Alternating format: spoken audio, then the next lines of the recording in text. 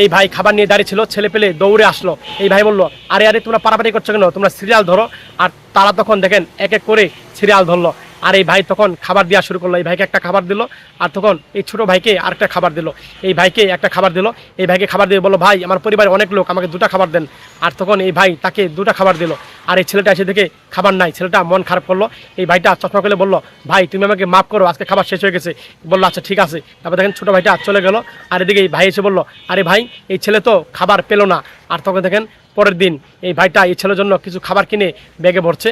আর তখন কিছু টাকা পকেট থেকে বের করে ব্যাগে ভরলো। আর তখন দূর থেকে ভাই বললো, আরে ভাই এত টাকা কেন, কি করবা? আর তখন এই ভাইটা বললো, এই ছেলে যে খাবার পায় না, এই ছেলেকে আমি দিব। আর এত টাকা কেন? আর ছেলেটা তখন কল্পনা দেখলো, ছেলেটা বাসা থেকে যাওয়ার সময় দেখছে তার বাবার কাছে গেছিলো, বললো বাবা খাবার আনো নাই। আর ছেলে বলছে, না বাবা খাবার শেষ হয়ে গেছে। আর তখন বাবা বললো, আমার অনেক ক্ষুধা লেগেছে। আর তখন দেখেন ছেলে শুয়ে বাবার পেটে হাত দিয়েছিল। আর ছেলে আল্লাহর কাছে বলছিল, আল্লাহ তুমি আমাকে খাবারের ব্যবস্থা করে দাও, এইভাবে বলছিল। আর ভাইটা কল্পনা দেখা শেষ, চশমা খুললো। আর তখন এই ভাইটা বুঝতে পারলো। এই ভাইটা তখন বাসায় গেলো, ডাক দিল ছোটো ভাইকে, ভাইটা বেরিয়ে আসলো। তখন খাবারটা হাতে দিল, এই নাও খাবার। আর তখন খাবারটা নিয়ে দেখেন ছেলেটা তার বাবার কাছে গেল, বললো বাবা খাবার।